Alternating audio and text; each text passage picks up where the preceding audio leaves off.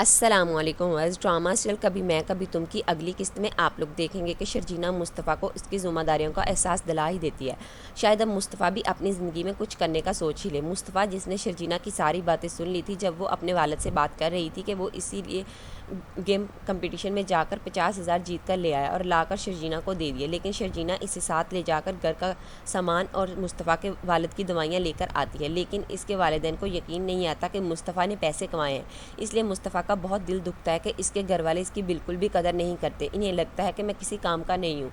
मुस्तफ़ा के वालिदैन को यही लगता है कि ये सब शर्जीना कर रही है और मुस्तफ़ा की इज़्ज़त बनाने के लिए इसका नाम ले रही है।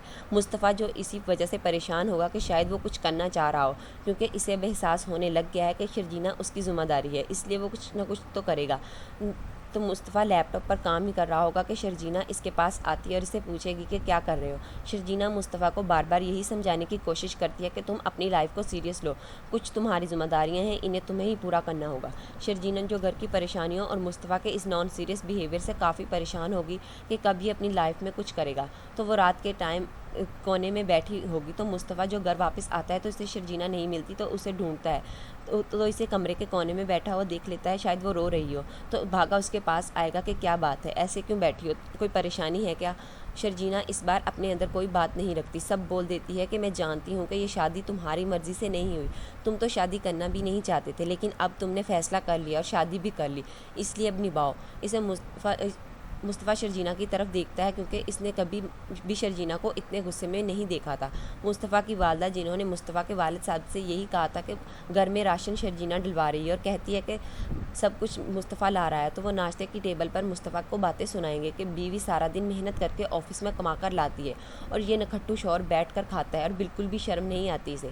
मुस्तफ़ा की काफ़ी बेइज्जती करेंगे, तो शर्जीना वहाँ पर भी मुस्तफ़ा के हक़ में बोलेगी कि नहीं, मुस्तफ़ा ऐसा नहीं है, और बताएगी कि मुस्तफ़ा ही कमा कर लाया है और इन्हें यकीन दिलाएगी कि ये कमा सकता है।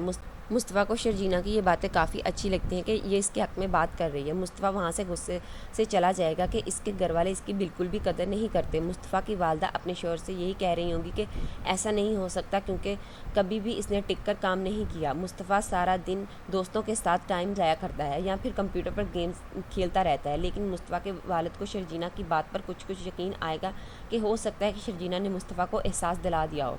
तो वो कहते हैं कि अगर बीवी समझदार हो तो नकारा से नकारा शौहर को भी ठीक कर देती है।